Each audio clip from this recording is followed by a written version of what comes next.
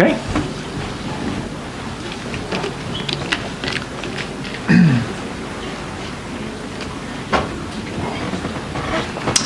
Good afternoon, ladies and gentlemen. I'm happy to welcome you to this first parallel session named Entitled Tales from the INSPIRE MIG. And we're going to be three speakers today. Myself, I'm going to start off with presenting you the Maintenance and Implementation Framework, the MIF. And then Alex Ramage from Transport Scotland will be presenting the draft maintenance and implementation work program that we've been developing with the member states over the last half a year or so. And then Robert Tomas from the JRC is talking about how we want to engage thematic communities in the INSPIRE maintenance and implementation process. And I should have started off by introducing myself. For those of you who don't know me, my name is Michael Lutz. I work for the European Commission Joint Research Centre, and I'm the technical coordinator of the maintenance and implementation framework. Okay. So let's start with getting a short overview of the maintenance and implementation framework. And I want to do three things in this talk. I want to tell you why we have actually set up this framework, what's the structure and the organization of the framework, and you will be hearing, and you may have heard things, acronyms like the MIG, the MIG-T, the MIG-P, the POE, and hopefully after this talk you will know what all these things stand for. And then last but not least, I wanted to explain to you how the framework works, how we're organizing ourselves, and how, most importantly, how you can get involved in this work as well. So why do we have a maintenance and implementation framework? How many of you have actually seen this before? Good. Okay, good. So this is the infamous implementation roadmap with all the different deadlines that the organizations in the member states have to meet for the different annexes and for the different components of INSPIRE. We're here now, so you see a lot of the deadlines have already passed, and a lot of the things should actually be there already, with the only things that are still left open in terms of deadlines are the data interoperability ones. So clearly there is some need for support for organizations in the member states with helping them with the implementation and in order to meet the obligations that the INSPIRE directive and the implementing rules pose. There's also a lot of material already out there that has been produced over the last 10 years or so by the drafting teams and the thematic working groups on the legislation side, but also most importantly on the technical guidelines for the different components of INSPIRE. And we have 6 legal acts, the directive and the 5 implementing rules, with their amendments in different forms, and we have around 40 or more technical guideline documents that are there to help the implementation of INSPIRE. And these texts basically need to be maintained to correct errors, to make them better, more easily readable, to add examples, and to help them keep track with the evolution of standards of technology and so on.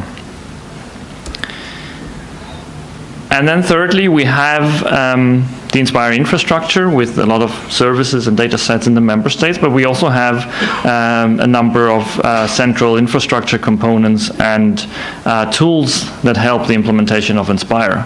So there's the INSPIRE Geo portal, there is the INSPIRE registry that we have been developing over the last few years, and there's a number of tools also available, and also these things need to be maintained.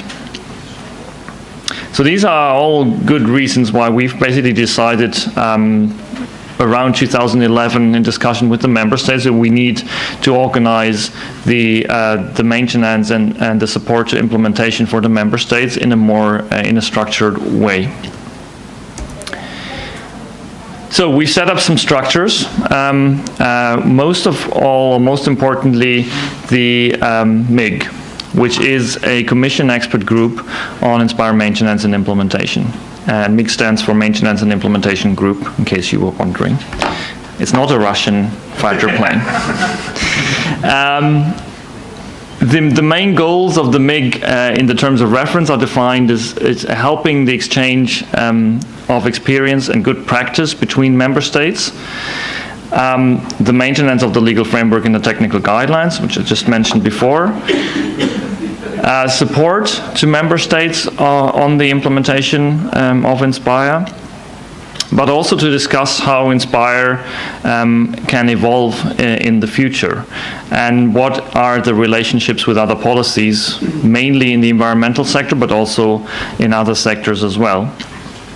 And for that, the MIG should define and endorse a rolling work program for INSPIRE maintenance and implementation. And this is what we're going to be hearing about from Alex in the second talk. Now, the main principles of the MIG and also of the overall framework is that we want to maintain the participatory approach that we have adopted during the development of the INSPIRE legal acts and the technical guidelines. That means we want to keep involving stakeholder organizations in the member states, and that's why I think it's important that everybody is aware of what the framework is all about and how people can get involved. The other important aspect is that we want to base any maintenance of the existing documents on sound implementation experience. So we just don't want to update technical guidelines for the sake of updating them. We want to have clear feedback from the implementation about things that do not work, things that are not very clear, that need to be improved. And only then, if we have clear evidence, update the guidelines accordingly. Another important aspect that became clear now that we move into the implementation phase is that we need cross-cutting coherence between the different technical guidelines. Because a lot of the issues that people encounter when they start implementing INSPIRE is they realize that a lot of the aspects are interlinked. There is a lot of aspects on metadata that have a link with monitoring and reporting, that have a link with discovery services, and so on. And that there's numerous examples of this kind, and we just need to basically come up with a way or a framework that basically ensures that these cross-cutting aspects are being taken into account and handled in a consistent manner. And the last thing that we want to ensure with this framework is that we basically have a continuity of expertise, meaning that we have a lot of expertise gathered in the INSPIRE community over the years around implementation, around the technical guidelines and the legal acts, in the drafting teams, in the thematic working groups, but also in the INSPIRE conferences that we had over the last many years. So we would like to keep using that expertise and building on that expertise. Now, the MIG has some internal structure, and we have two what we call permanent subgroups. That is the technical and the policy subgroup, and which we have basically yesterday shortened, invented the new acronyms MIG-T and MIG-P, which are looking on one hand on the technical aspects, so to discuss and provide advice on the technical aspects that are being addressed in the work program, and to prepare a proposal for an update of the work program. And then we have another subgroup that will be looking at the more policy-related aspects to discuss where INSPIRE should go in the future, what should be the long-term evolution, and how it should be related with other policies. And this group should also be looking at the work program and endorsing the work program that has been prepared by the technical subgroup. Now, these are basically two groups that have representatives from the member states. So basically, we thought it was important that we have groups that we can discuss with as representatives of the member states that are involved or aware of the implementation in the different countries. And that they have a mandate from their member states to basically speak on behalf of their country. On the other hand, we also are aware from the development that a lot of the questions, especially the technical questions, are very detailed, and they need detailed experts in the different thematic areas, in the different technical areas, to have them addressed. So basically the idea is that we will complement this group of member state representatives with ad hoc subgroups that are being set up to address specific issues that are identified in the work program, that are time-limited tasks that should have a beginning and a clearly defined end as well, and a clearly defined goal. For example, to update a specific technical guidance document on metadata, for example. And the members for these subgroups should be coming from a database of experts that we call the pool of experts. Now, the INSPIRE pool of experts is basically, as I said, just a big database where anybody with an interest in INSPIRE can register and specify what is their area or are their areas of expertise and of interest as well. And we will be using that pool to select people to work in these subgroups, but also to inform about ongoing activities in different areas, but also to maybe have smaller discussion about specific issues related to implementation on very specific issues. And if you're interested in this, and you will hear this a number of times during our talks, please go to the INSPIRE website and register in this pool of experts so that we can keep you up to date and keep you informed, and that you have the chance, if you're interested, to also participate in some of the working groups in your areas of expertise. You also have a possibility on the website to search through the database. So it's an open database that everybody has access to, and there's a simple search interface where you can try and find people on with specific expertise or a specific combination of areas of expertise. For example, working in your country or working in Europe. For example, here you can see registry experts from Finland. And we currently have, this morning we had 299 entries, so I hope after the conference it will be a bit more as well than that. Just to give you a graphic representation of how the structure works. So we have the MIG. Does this have a pointer? Yeah. We have the MIG here with two subgroups, the policy and the technical subgroup, and we have a representative for each of the countries in the EU, but also including candidate and accession countries, as well as EFTA countries. So if you're one of these countries, you can and should be getting involved as well. And these are nominated experts from the national contact points. On the other hand, we have the pool of experts, where anybody can just basically, shouldn't say nominate, but they just register. You can register, anybody, individual members can go and register their interest, and you can basically participate on your own behalf or on behalf of your organization. If you want to participate on behalf of your organization contact point will have to approve you representing them, but as I said, you can also just participate in personal capacity. And you can indicate your areas of expertise here. And then, as I said, for specific subtasks, the MIG may decide to address, to create a subgroup to work on a specific topic, and they will then ask for people to be nominated for this group. So much about the structure.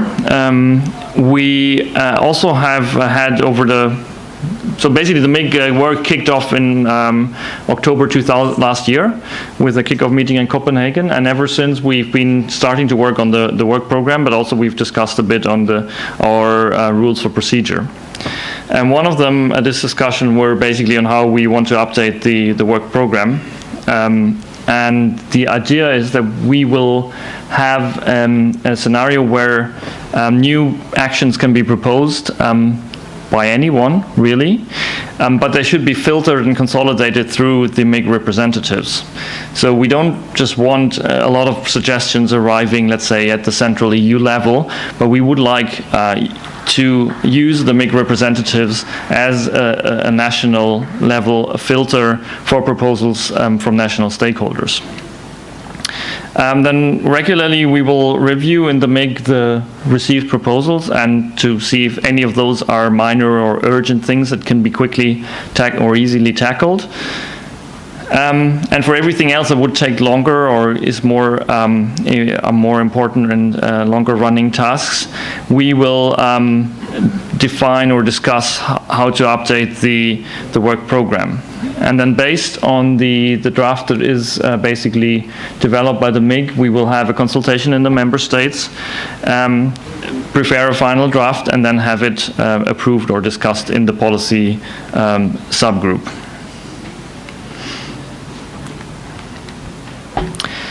So how does this issue submission work? So the idea is basically, as I said, that we have the MIG representatives as what we call official submitting organizations, and they should be receiving input from their national stakeholders.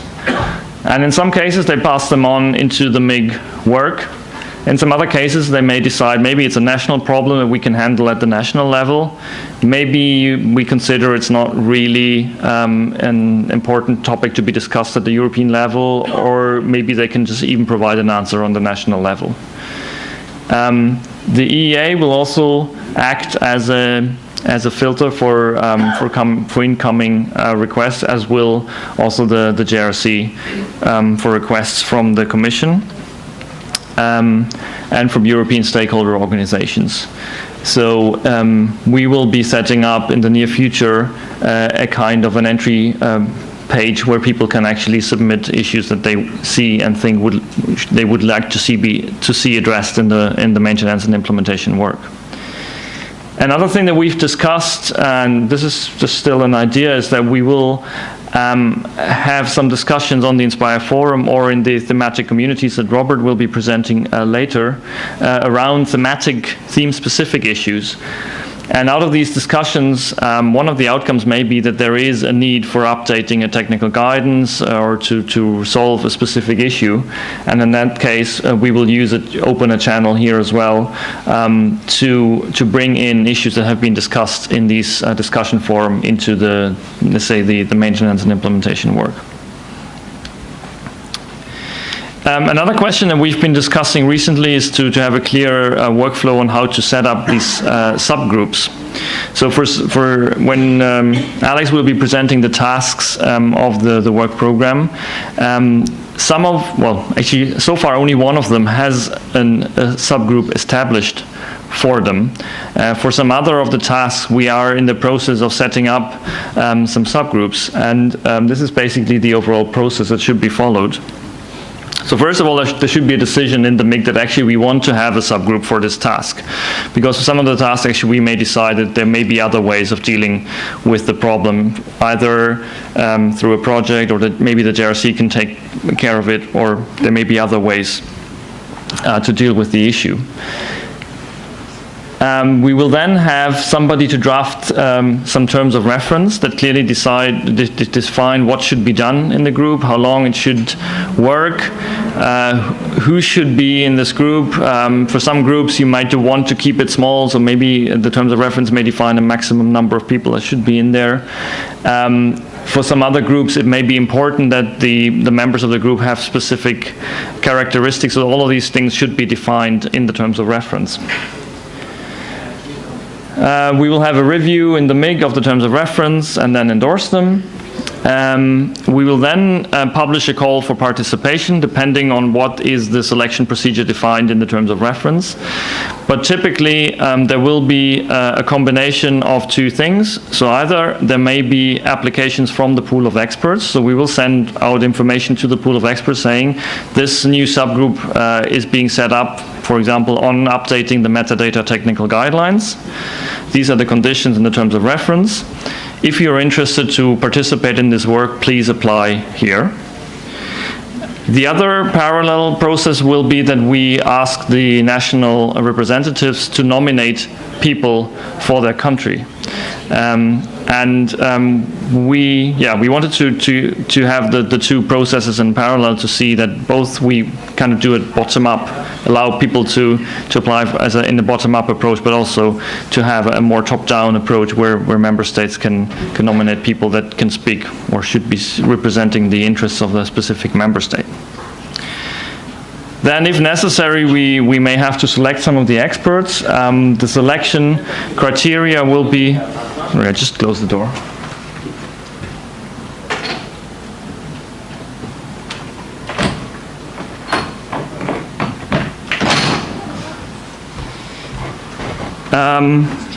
The selection criteria will be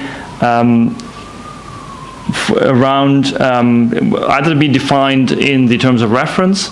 If we need specific criteria, for example, we have a subgroup now working on monitoring and reporting that where it was important for us that we have the actual people who are responsible for the reporting in the member states in that group, and not just anybody. So in that case, we would have we have done a selection of people in that case. Other reasons for excluding somebody who may have applied are conflicts of interest. So if we have, let's say, somebody from that has, let's say, a commercial interest in influencing something, we may decide that he should not be represented in that group. But that needs to be decided based on the terms of reference and on a case-by-case basis. And then basically we'll set up the group and kick off the work. How is the whole work documented? We have an open collaboration space that has public access for anyone without any registration required. So if you go to that page, you will have a wiki and an issue tracker that has, currently we have a number of meeting and workshop agendas, presentation minutes, and background documents on that, and we will keep using that space during the work of the MIG. And you can see here we already have a number of sub spaces on that space here on specific issues that are in the work program. So if you're interested in finding out more detail what's going on in the different areas, this is the place to go to see what's going on. And as I said, it's all public, at least for read access. And that's it for me, really. Just want to close with a few pointers. There's an overview on the full framework on the INSPIRE website that also has information about how to register for the pool of experts, and it gives you information who is in the pool of experts, who is your national MIG representatives, and so on. We have the collaboration space that I just mentioned before. And yeah, if you want to register, these are the rather lengthy URIs to just go there and register. Thanks very much, and that's it. We'll take questions at the end. I think we just go through the 3 presentations, and then we'll hopefully have some time at the end for discussion and questions. Okay, thank you.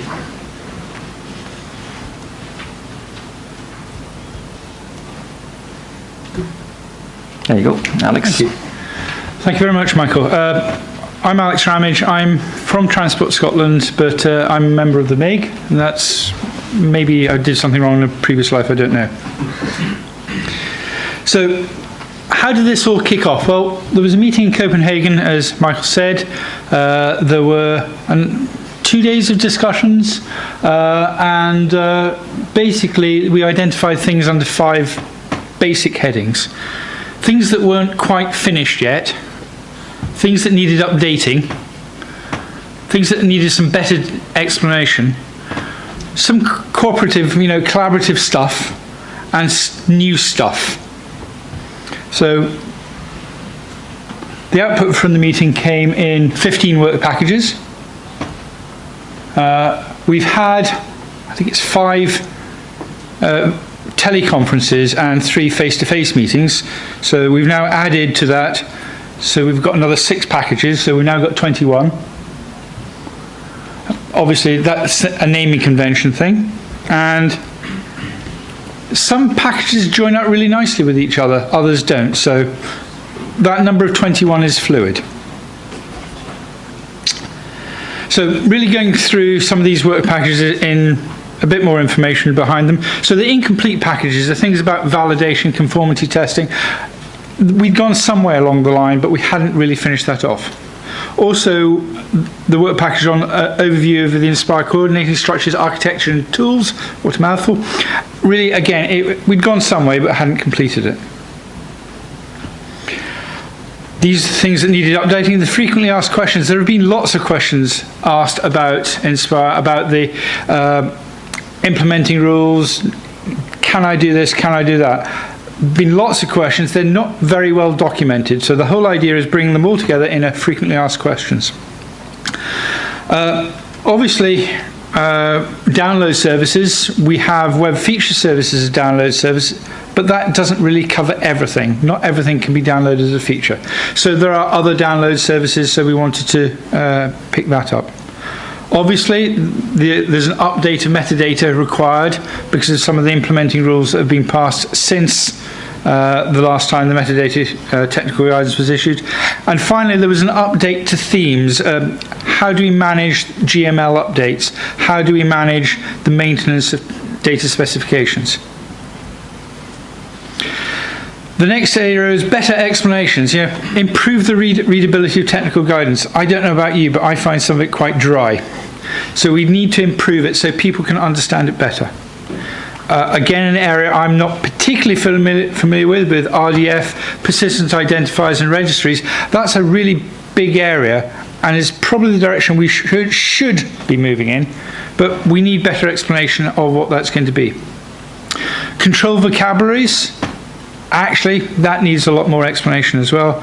And the big one that was has come in quite late is the harmonization of layer names. At the moment, layer names in a particular service may refer to 4 or 5 or more different things. So we need to have a way of being able to better explain and better harmonize those layer names. Then comes the sort of collaborative approach, and I'm not going to say too much about this because it's the subject of what Robert's going to tell you in a second. But there's the collaborative things, and basically these fit really well together. So we're thinking, or we might have brought them together into one package. These are the new requirements. Access control, or AAA and other things along those lines. That's been floating around in INSPIRE for a while, but there's nothing really been put down in writing in detail about it. There is now work going on about it. As Michael referred to, monitoring and reporting. Though there's always been a requirement for it, but my God, it's a lot of work. So we're trying to improve it so that it isn't quite so hard work for the people who have to do that reporting. The future direction of the INSPIRE geoportal. Michael referred to it and showed it very briefly, showed a picture of it. Where is it going? And finally, data service sharing and licensing models. Again, it's something new. So really going on now to talk about those work packages in a bit more detail. So validation and conformity testing, what's that all about?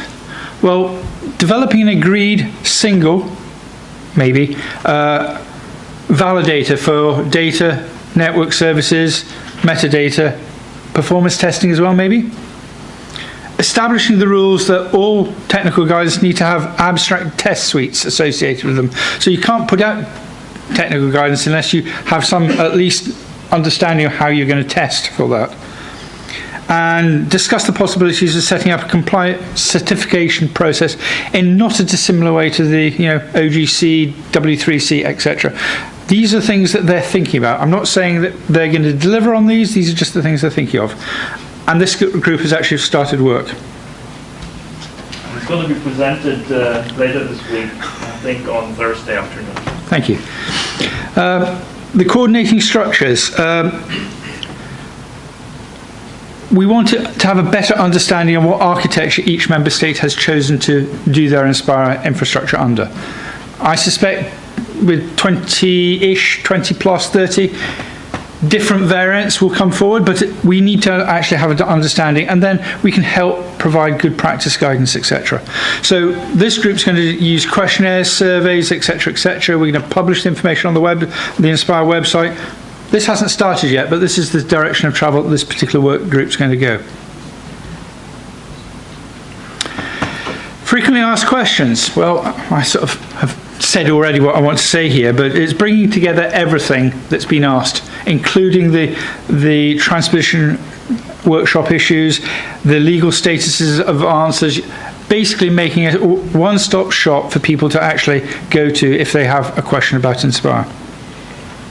The list is going to be a managed list, so it's not going to be anyone can just dump stuff there. It's going to be a managed list, and the most important part of this is probably the one work package that needs to continue on and on and on and on and on.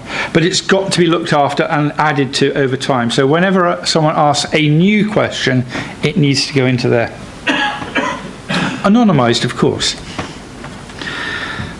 We talked about download services. We now have Atom, we have WFS, and that's in the technical guidance for download services, but that doesn't cover everything. We have this SOS thing, the sensor observation services. Now, ARENA has done some work on that, and they've presented that and may even be presenting it at the conference in the next couple of days. But we haven't looked at web coverage services or table join services. These are things that we haven't looked at yet, and we need to think about them and actually have some work done on them.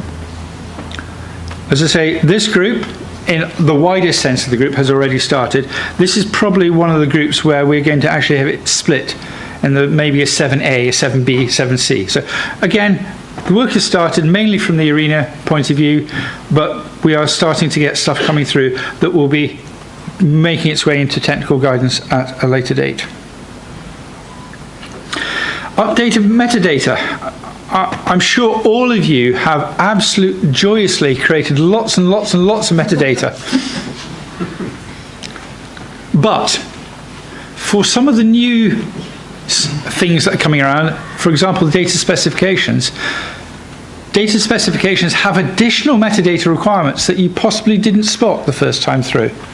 So we need to get the technical guidance updated, if nothing else for that, but there are other things through the recently spatial data services implementing rule that says that there is yet more metadata to come out. So the metadata technical guidance needs updating. There are other things that, if we're updating it, we might as well pick up at the same time. So some of the things here on the slide are things that we're going to pick up at the same time. This is, in a sense, the central part of INSPIRE, the GML, the way that we get our data out there to clients. And in the workshop, there was a workshop on Monday about GML, and it was asking the question, is GML really too complicated? I'm going to leave it at that. But certain of the GML that has been produced, or at least the technical design specifications, need to be updated because of changes to our underlying thought processes. So we need to make changes to some of the data specifications. So these themes need to be updated. In making changes to the GML, how do they get propagated? How do we communicate them to the people who need to, A, write software to support them, and B, the users to understand what they're getting? But we've all made quite a big investment into this GML processing capability. So how do we get these changes done without losing the investment we've already made? Very big question. I'm pleased to say I'm not on one of these groups. Improving the readability of technical guidance. It just needs doing. We haven't got a group set up for it yet, but if anyone is particularly qualified in this particular area, I will be very happy to take names, and I'm sure Michael will be happy to take names. Please register on the register of, pool of experts as well. But as I say, this is one of the areas that I think we can make a real difference to how INSPIRE is put forward. This is probably the future. Linked data. How to have persistent identifiers. How to be able to point off somewhere else and say, this is what my data is described as. So we've got a lot of work going on here. We've started work in this area, but I can't see it finishing quickly. So if there are RDF or registry experts out there, I'm sure the group will be very happy to hear from you. Control vocabularies. This is actually quite similar to the RDF side. You need these control vocabularies to be able to actually produce your RDF in the first place. We don't have a standardized control vocabulary that covers the entirety of INSPIRE. Gemet does quite a lot, but it's not the whole thing. So we need to come up with a way of being able to reference everything that will cover INSPIRE. So are we going to have a federated control vocabulary? So register of registers of registers. So that's what this group's trying to do. We need to understand what needs to be done, and a report's going to come out from this group saying, yes, we need to do this. This group, I don't think this group has started, so any experts in this, I'm sure we'll be really pleased to hear from you.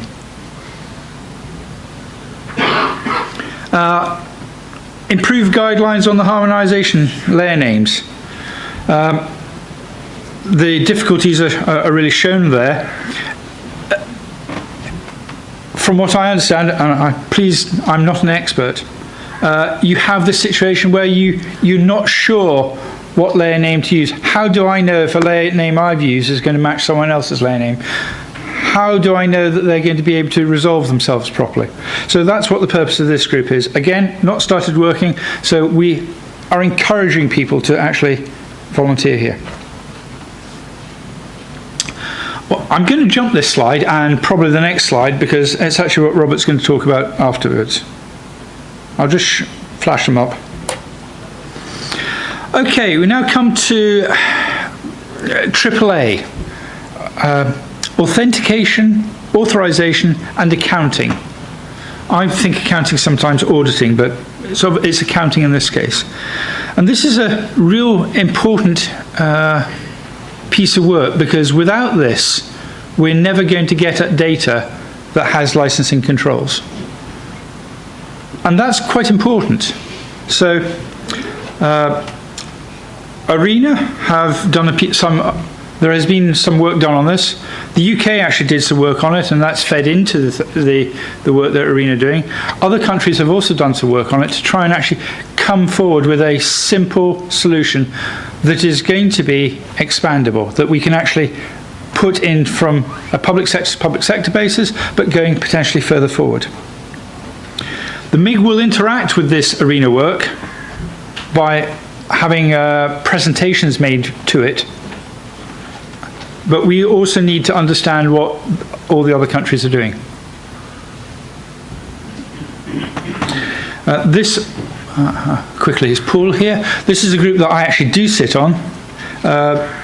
This is really to try and help the reporters within each of the countries actually make their reports to the Commission as painlessly as possible. I don't say without any pain, unfortunately, but there is, at the moment, there's a huge amount of work that goes into making these reports. What we want to do is trying to make a lot of this reporting done automatically. So extracting it automatically from the metadata that's already held within our systems, brought down to Europe. So we're looking at this. We've just finished, or just about to finish, our requirements analysis for a first phase 1 work, to an early piece of work, to actually see if what we want to do here is doable as a proof of concept. And hopefully, in the not too distant future, we'll have something to be able to show you.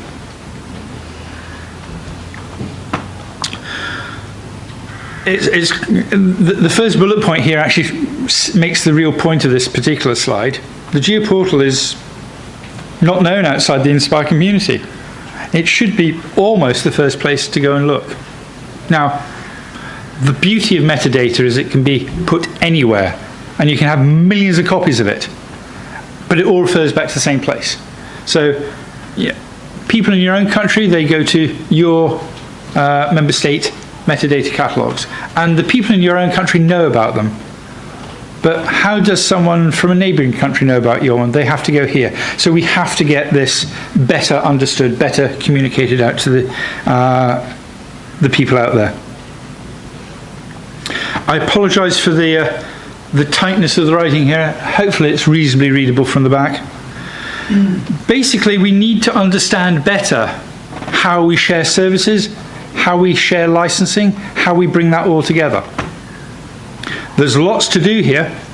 Again, this is one of those groups that hasn't started. It's a really important group, and if you have any expertise in this area, again, we'd love to hear from you.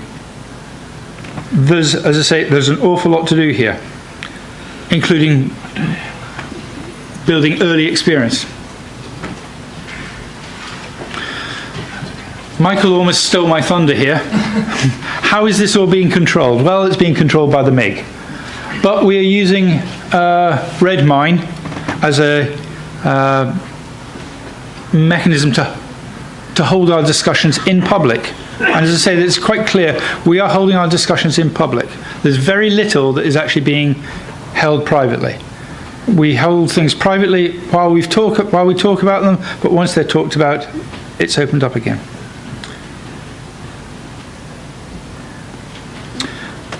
My colours aren't very good. Really, my conclusions. There are a hell of a lot of work packages, 21 work packages to do between now and nominally the end of this year. It's an awful lot of work. Your MIG representative, you can find them at the end of that URL. You probably know who they are, actually, but if you don't, that's how to find them. The pool of experts, I'm going to say it again, it's worth saying again.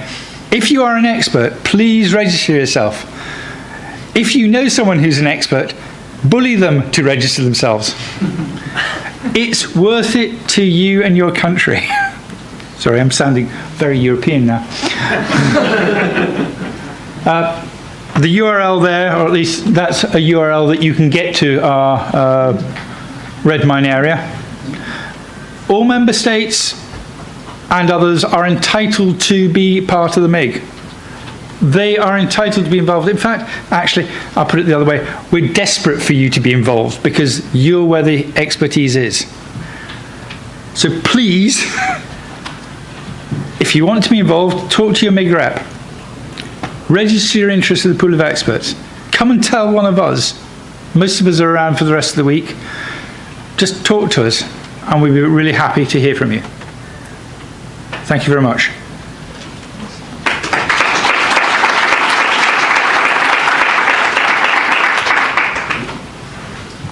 Thanks, Alex. Good. Thank you. Cheers. Thanks a lot, Alex. That was quite dense, but I think we're doing, there's a lot of things that, as you said, that we have on our agenda. So I think Robert was going to present the work item that is at our heart, because we really think that a lot of the issues that we have to be addressed, mainly for the implementation, are really theme specific. So there's a lot of discussion that you will have with your peers in your thematic domain, and this is what we're going to hope to be supporting with this work package. Okay, thank you very much, Michael. Good afternoon also from my side. Yes, this is a topic that we really are passionate about, because we really see that this is the way forward, to share the implementation experience that you are gaining in your communities, because this is fundamental for achieving the overall goals of INSPIRE. Because we know that the implementation rules and technical guidelines recommendations can be interpreted in many ways, and therefore sharing those decisions, how you do things, it's very important.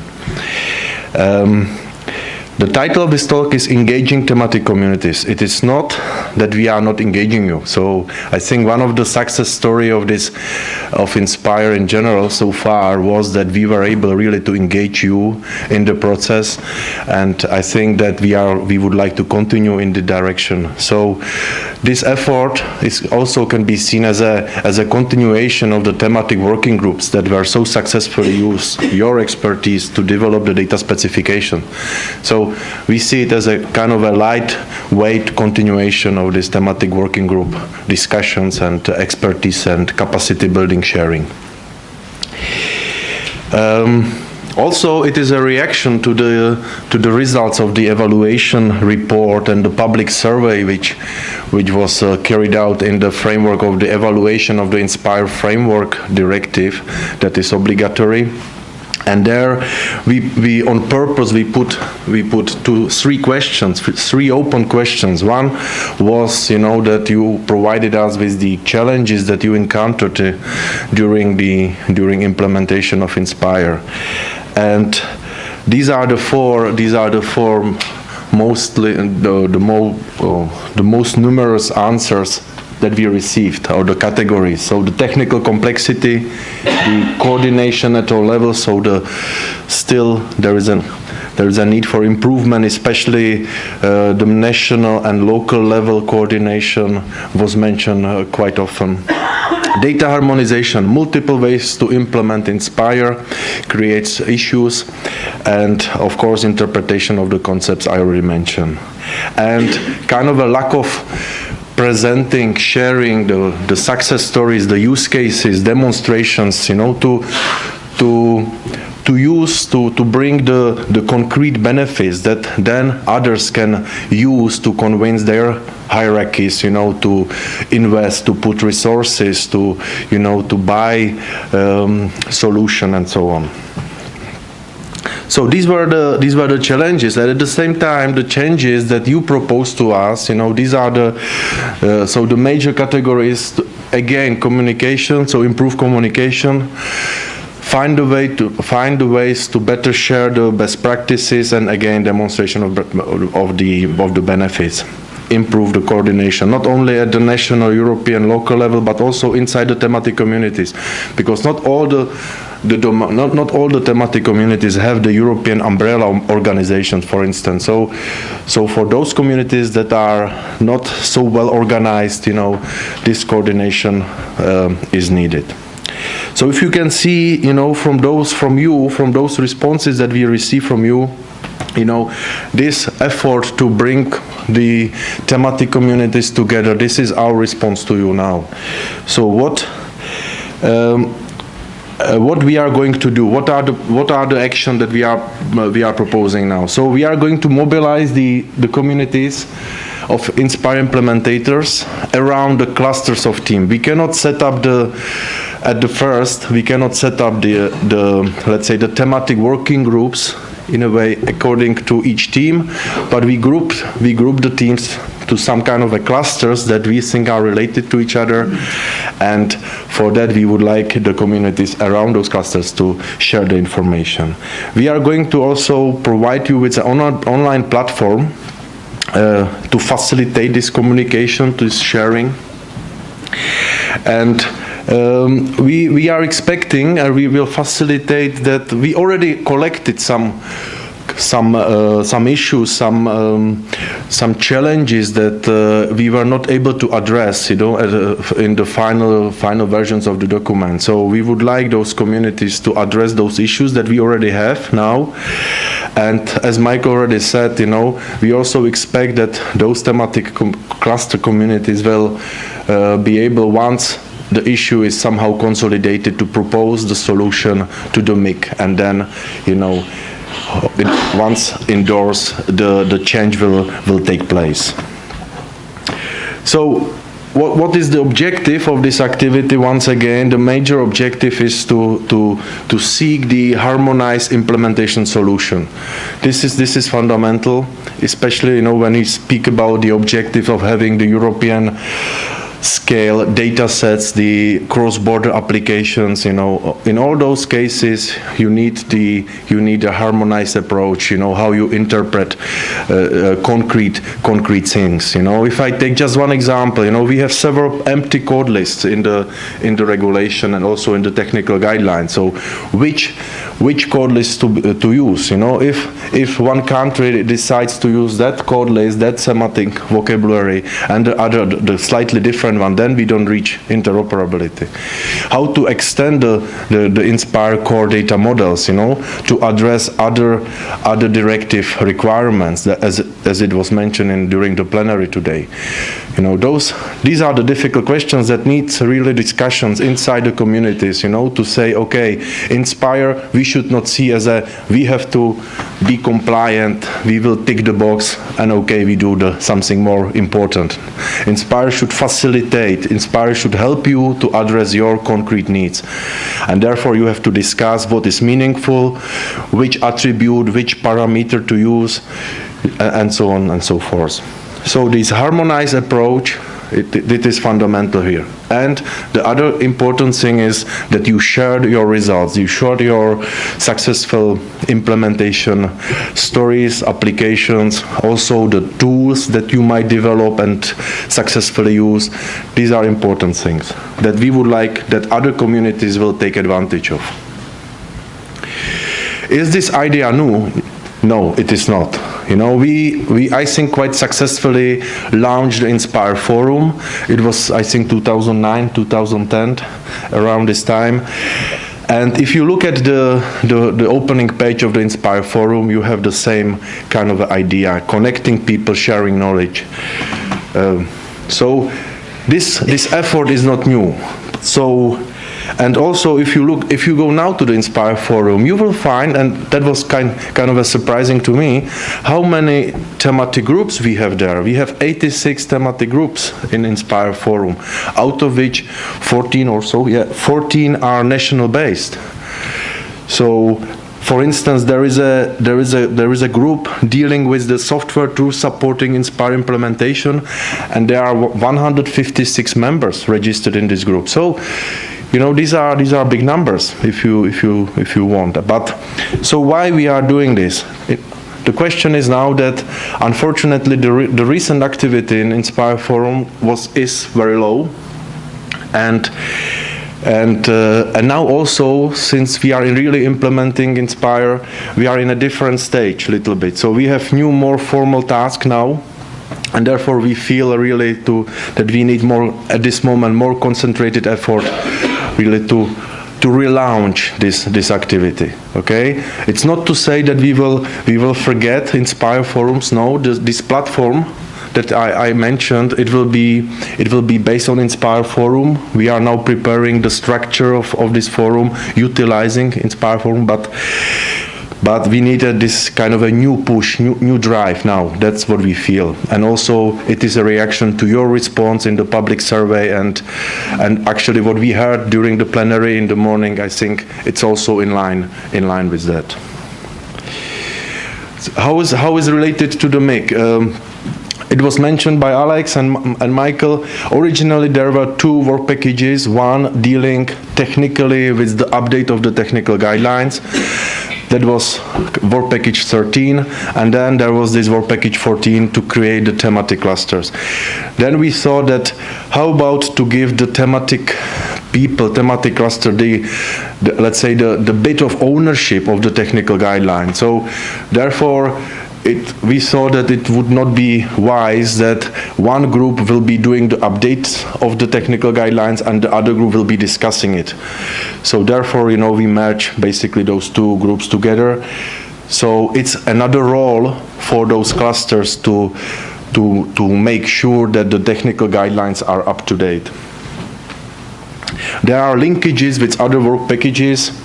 Mainly the work package 1, improving the accessibility, readability of the technical guidelines document, frequently asked question part. There is also validation and conformance testing. I give you an example. So we are now thinking of creating executive tests for the data sets according to data teams.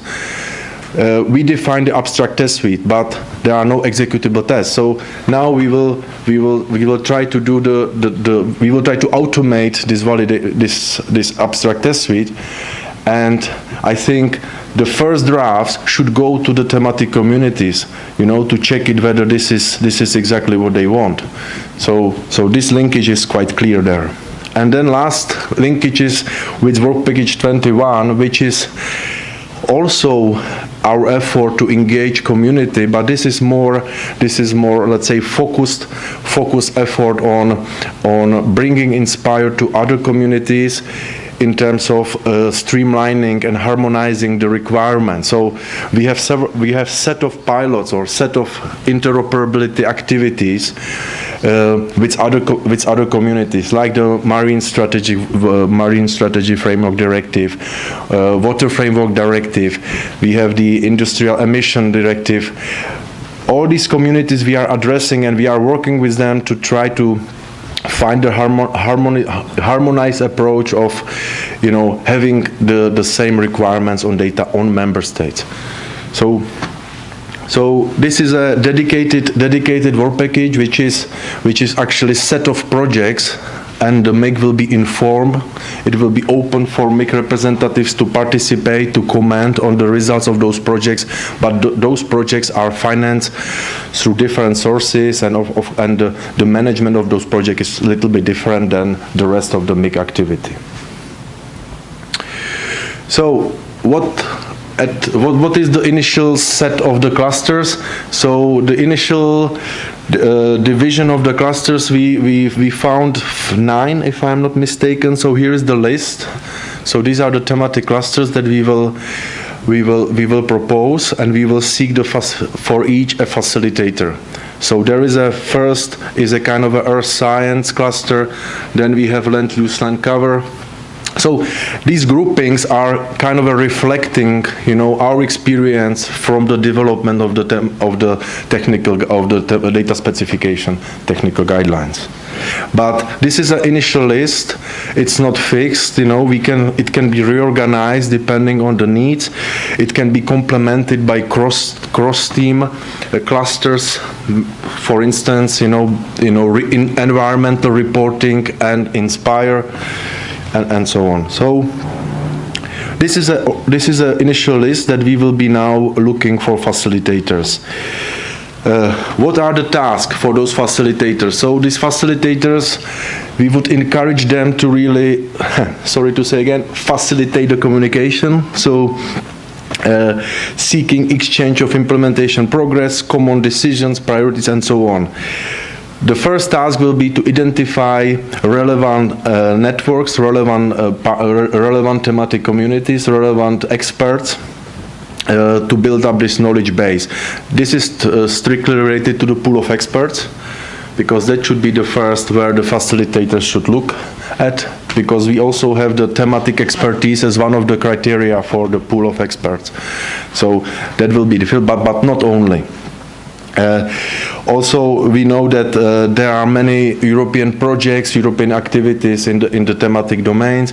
So really, the task for the facilitator, especially at the beginning, will be to do the networking, really hard networking, to bring together those communities, to share their results, their expertise. As far as the communication with the MIG is concerned, then we are expecting that these clusters will be kind of a contact points to answer the team-specific questions. So ideally, we would like not to answer your questions that we are receiving almost every day, but we would like to encourage you to contact directly the thematic experts, from the cluster, to answer the team-specific things. And of course, if there are new requirements, those new requirements should be formulated to the MIG once consolidated inside the communities. I already mentioned about keeping the technical guidelines document up to date. So, in terms of the next steps, organization, we will be launching a call for these thematic cluster facilitators. We will provide this platform, this online platform, which will be at first based on the INSPIRE forum.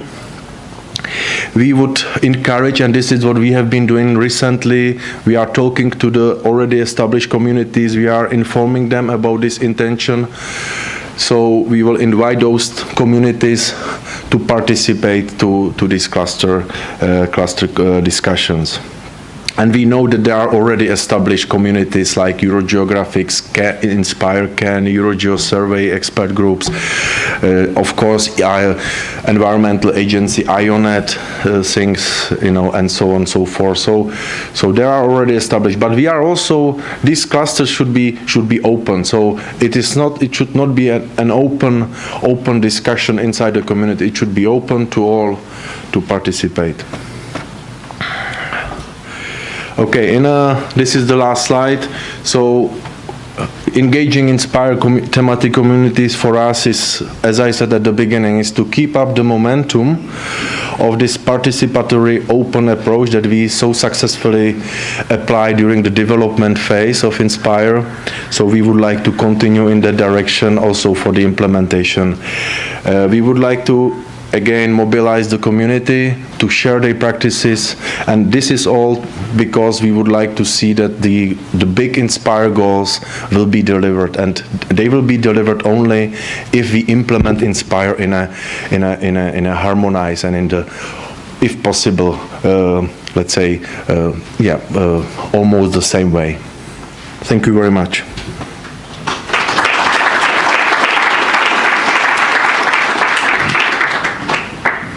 Thanks a lot, Robert. Alex, you want to come here to the front, and we can have questions and discussions about the three presentations. Before that, I wanted to stress two more points on Alex's and Robert's presentation. First of all, the one to clarify on the work program. Not every task in the work program has a group necessarily working on it. So in a number of cases we have been making use of existing projects, for example the ones run by Arena. If you want interested in that, talk to Robin here. For example on AAA and on the registry. On some others we have organized workshops with experts, using people from the pool of experts, again on the registries, on validation and conformity testing, to better define the problem, but we have not really started work with a group. And some other things are we're looking at in JRC, for example at the FAQ, we're having somebody working on that in our group at JRC. So there's not always necessarily a subgroup for every task that we have in the work program. But for some of them we're in the process of setting them up. For the other thing I wanted to stress was what Robert said about the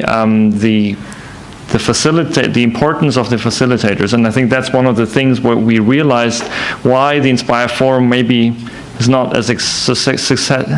been as successful as we hoped it would be, is because we didn't really have somebody to animate the discussion and to basically engage with the community and to basically facilitate the sharing of expertise. And I think that's why we want to try out whether we can try and do it better for these thematic clusters. That's it from us. Do you have any questions, comments, suggestions? We're open. Yes, Eva. And we have a mic.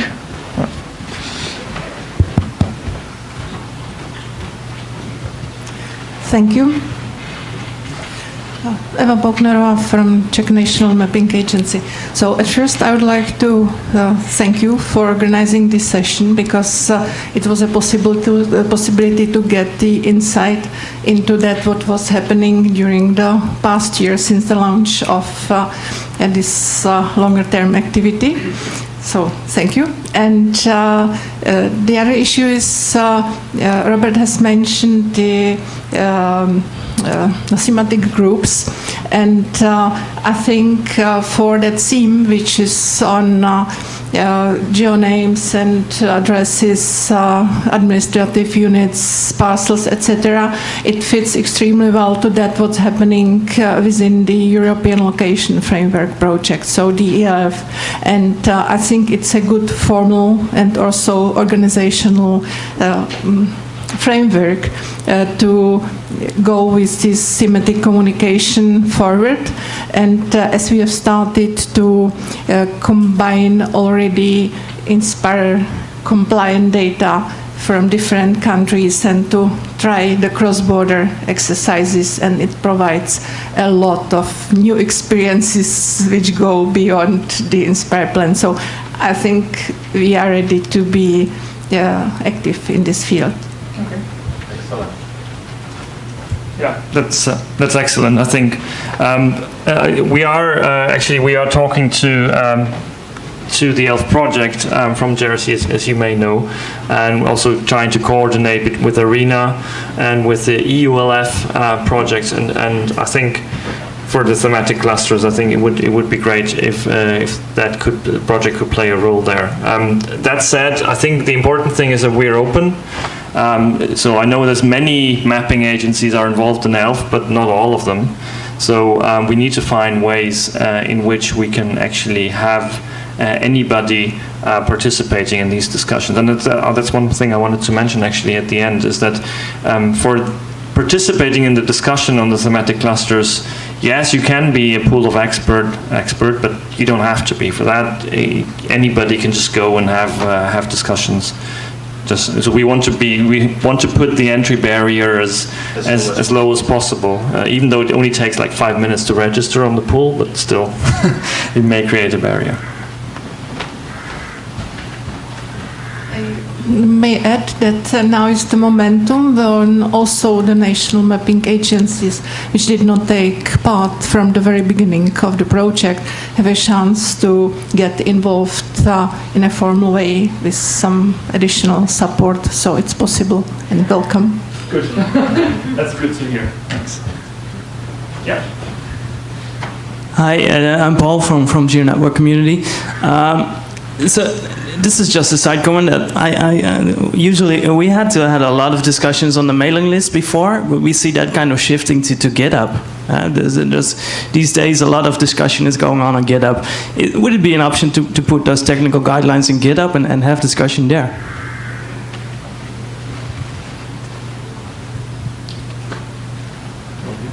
You want to answer? Or? Yeah, partly. I think that's a very interesting suggestion. I don't know about specifically the technical guidelines part, but when it comes to the tools, I think that would be appropriate, because we had the ARENA workshop yesterday talking about sharing tools. So one thing I wanted to underline, when our colleagues are talking about sharing tools through the INSPIRE forum, and also in our case Join Up, we're talking about the same conversation. We're just looking at it from our own duties, if you like. But what seemed interesting from talking about the tools side was the best place to talk about the development of software is where the software developers are talking. What we need to do from the ARENA platform development point of view is being able to point to that, and I think it's a similar story. So there's a lot of material that's already managed within the infrastructure that the JRC is putting together here. The question would be, is that the right place? Are we reaching the right community? And the thematic work maybe helps with this. So what would be the appropriate ways for the thematic communities to discuss the technical guidelines, realising there's actually quite a formal mechanism here to feed back into the MIG in those discussions. So I think what's being set up here works really from the process of managing the documents, and I think that's actually very important. Yeah, maybe another comment to that. We are actually looking at some examples where standards bodies, OGC and W3C, are actually using GitHub to write specifications. So that could be an interesting input to the work package that looks at what we can do with the technical guidelines, because one of the ideas is here that we take the guidelines and kind of cut them apart in parts and basically have a kind of more like a wiki or hypertext based structure where people can also just make comments or ask questions on different parts of the technical guidelines. And yeah, GitHub would... And compare. Yeah, yes. and GitHub would be one of the platforms to be looking at. And yeah, we can probably have a discussion on that if you have more experience on how that could be done as well. We also have a poster that kind of illustrates that our first ideas around that. So if you're interested in that, come to the poster session as well.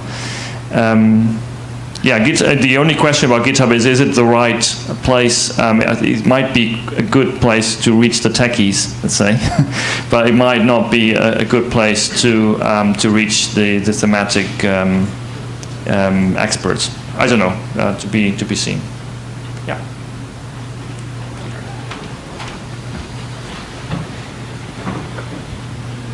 So it's just a suggestion. Sorry, Peter Parslow from Ordnance Survey in United Kingdom. A suggestion about trying to get more people to register. In my experience of trying to get colleagues to register, the word expert puts people off. So it might only take 5 minutes to register, but to be considered an expert probably takes 10, 20 years, and everybody knows somebody who knows more about the thing than they do. So a number of my colleagues are very reluctant to describe themselves as experts.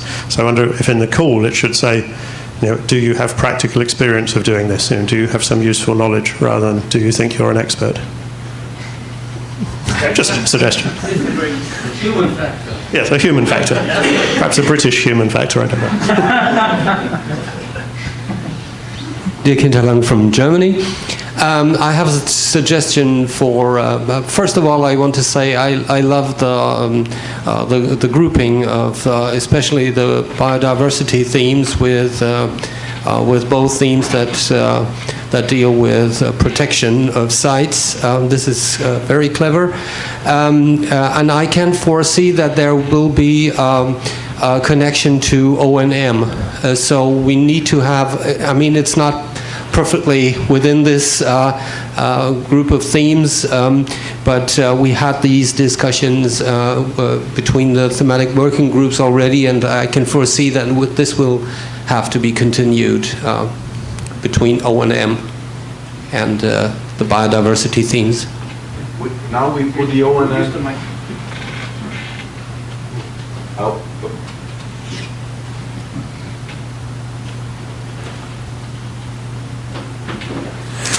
Now we put the O&M together with the environmental monitoring facility. But as I said, these are the initial settings. So we will see, how it goes, and then we can regroup it slightly. More questions, comments, ideas? No. From the topics that you've seen in the work program, what are the main things that you think we should be working on? Because as we've seen from Alex, it's 21 topics that we want to address, and one of them is huge, like the thematic discussions. Do you have any feeling of the ones that you've seen and you think, oh yes, this is something that really needs work? Just to help us to maybe get our priorities right. I'm very sorry, I have no idea what is most important, but this theme was going around in my head because I think the work program actually is loaded. And I have one example, 40, did you say 40 guidance documents, making them readable? I think you need a huge team, being very efficient, just trying to do that, and there are other more complicated things. And I think what's needed maybe is a kind of impact analysis to really look at what does it mean when we do this, and what does it mean if we don't do it, because I think everything is not possible. Maybe not everything at the same time, and I really cannot say what is most important. I'm sorry. It was a very good information, and I thought there is a lot of, serious thinking about all the problems we have with INSPIRE implementation, but really what we need maybe is a kind of impact analysis. That is what we need, and the kind of project planning, like what resources do we really need and what is a realistic approach for a certain time frame. And I think that maybe might be easier to really say what is important and what do we somehow maybe have to move to a later time. Sorry. Good one. Eva first. No, sorry. it will be no surprise if I say that I think the alignment between the Annex 1 themes and the very closely connected Annex 3 themes, as an example you will know, is the problem between protected sites, for example, and the Annex 3 themes of biodiversity, but also A&M.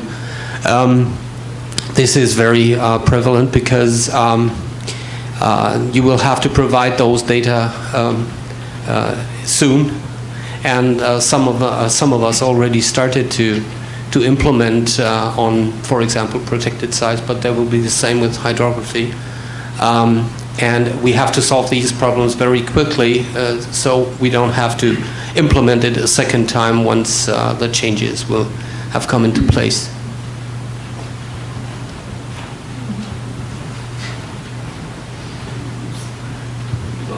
Thank you. My perspective is influenced by the experience from the Czech-Polish cross-border cluster, which where we busy in the past few months, and both the countries have implemented a number of the Annex 1 and partially Annex 2 themes, and we thought we are ready and we can go on, and it will be a relatively easy exercise to combine our compliance services and harmonize data. But it isn't, because there is a difference in the understanding and administrative rules and whatever in the countries. But one issue which is in addition, and I think it must be considered within the activities, is how to deal with the versions. Because we were the groups, as you could see the framework, the roadmap, there was such a green point which was much more ahead to be ready. So we have implemented with the older version of the legislation, and as we are public bodies, we have done our duty. It was regarding the valid legal rules from that time, but there is no formal process how to go on to switch to the other version, and also it's not technically fully solved that there is really a consistency between the old versions and the new ones. So I try to turn attention to that the bodies who are implementing need to pay a lot of capacity, a lot of time, a lot of money to make the implementation ready, and then how to deal with the change and keep all the broad picture coherent enough. So it's our message. Yeah, and then there was this remark how to combine the data in the ELF project or international mapping agencies. We provide base for other themes, and naturally there could be a potential for some of the themes to use the identifiers of the administrative units or addresses or something which will be built already for the Annex 1 to connect with the attribute information and make it easier than to make the big burden which the implementation means to those who are specialized in some of the themes. So it's, I think, one issue which should be elaborated. Okay. Thank you. Yeah, I think you made a very valid point, and I think that's what Alex actually also pointed out in the work on the GML. It's not so much the technical details that give us headaches. It's the question on how can we make the changes without invalidating a lot of the investment that has been made. So I mean, dealing with versions of different guidelines of schemas and so on is really a tricky issue. And also the question is, we had this big discussion. We had a MIG meeting on Tuesday morning, we were discussing the terms of reference for the update of the metadata technical guidelines. And a lot of the discussion was around this question, okay, we have all these issues that we think could be improved. It may take a lot of time to put them all into the update, but can we do several updates of the document? Maybe not. Maybe we should just do one, but then it will take longer. And it's really these kind of questions that we're struggling with, is to strike a balance between having better guidelines but not updating them all the time. 1, 2, 3. You have some exercise, Mike. You have some exercise. Hi, I'm Christian Jacker from Spatineer. Thought on the update. You mentioned step-by-step or bigger changes, so I have an opinion on that. I think it would be a good idea to collect the change ideas and then make one bigger change, because then there's some kind of a chance to implement the changes. If there's one change every 6 months, then it's going to be very difficult. So I would suggest bigger changes, but not that often, rather than small changes often. I think that was the conclusion that we had yesterday as well, I think. At least to have one change that has all the changes in it that affect software developers. And then if we maybe have just some improvement of readability and so on, that could be another update, but that wouldn't change anything that is really relevant for the developers. Yeah.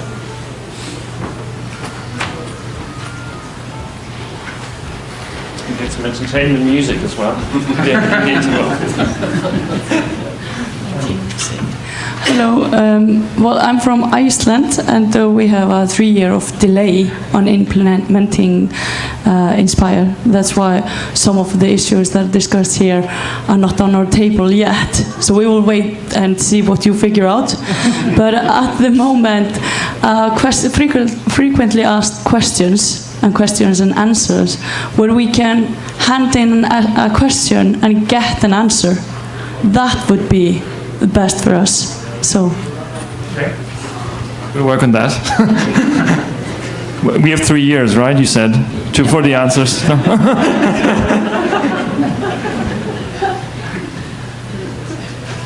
Danny van den Broeke from KU Leuven in Belgium. I agree with the major lines set out in the work packages. My question is, are there also not linkages between the work packages, and how do you deal with that? One example comes up to my mind. You have everything that's dealing with validation and testing and conformity testing, and you have the monitoring and reporting. So ideally you would also feed the monitoring and reporting with the results of validation and testing. So these cross work package issues, is that considered in one or another way? And a second small question is, a lot of stakeholders of INSPIRE are currently also preparing new projects under Horizon 2020 and so forth and so forth. Is there a mechanism, if you have an ID, for example, ourselves, we have 2 IDs we want to develop that could match or could link to some of the activities there, is there a mechanism to cross-check at a certain point in time before submitting proposals, whether that's useful, whether you can streamline your proposal in a certain direction and so forth? But I don't know if there is a mechanism for that. You have your own projects, of course, but also the community is preparing projects, and it's better to know it well in advance that this is going to happen, maybe. Michael, do you want me to answer the first part of that question?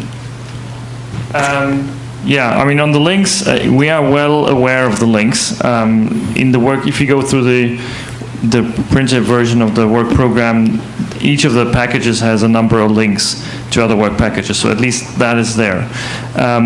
But I think we really need to work on the temporal dependencies, which is where it becomes tricky. And again, we had a discussion yesterday on the metadata around that topic, where there's a lot of dependencies to other topics as well, and we need to find out when one can deliver to the other, and so on. So basically, I think it comes back to the suggestion earlier from Martin on having a real project plan with a Gantt chart basically, where you can see when something can feed into something else. So, yeah. Michael, on monitoring and reporting, what we've decided to do is we can't really wait until the validation conformity work package has come to a conclusion. So we're going to implement as it is now, so that we can have something in place hopefully to support the reporters at the end of the year.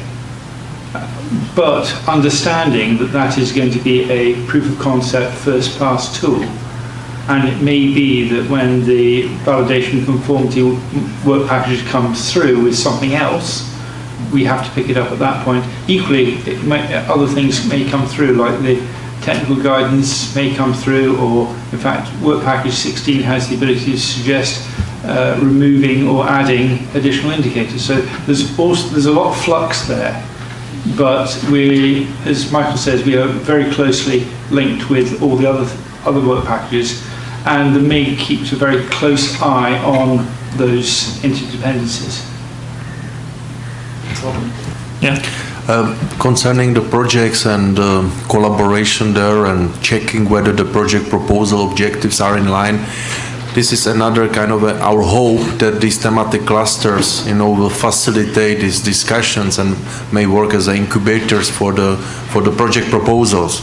That's one answer. The other is that we would expect probably from the facilitator of each cluster kind of a reporting on the activity.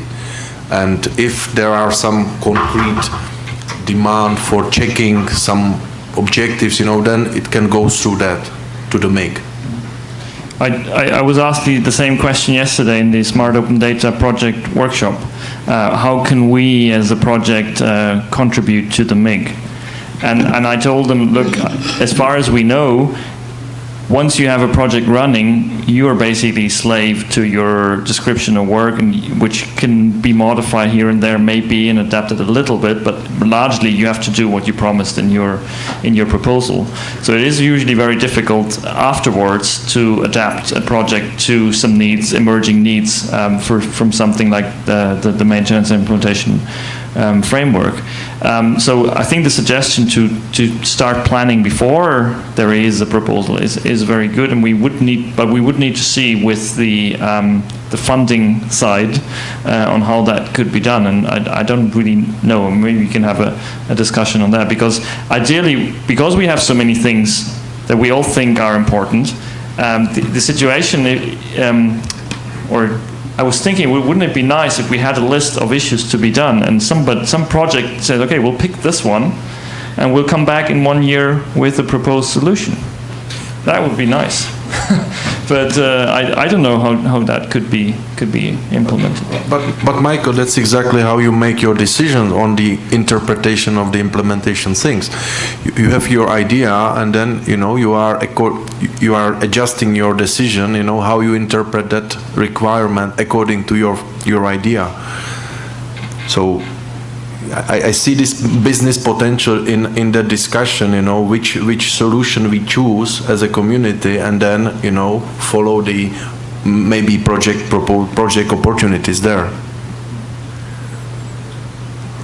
Yes, I wanted to suggest that, in fact, the experience from the ELF project, where the European network of national mapping agencies was behind the planning and joint coordinated approach.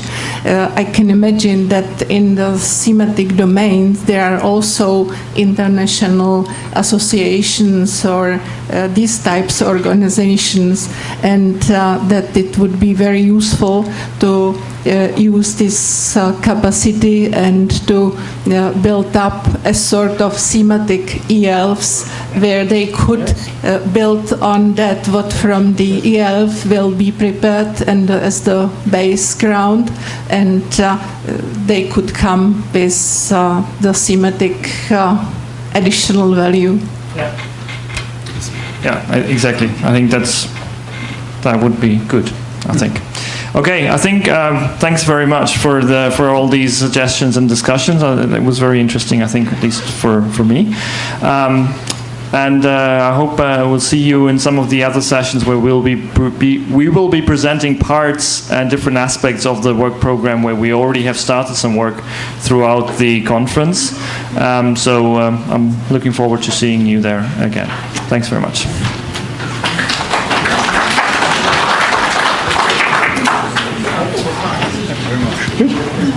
That's okay.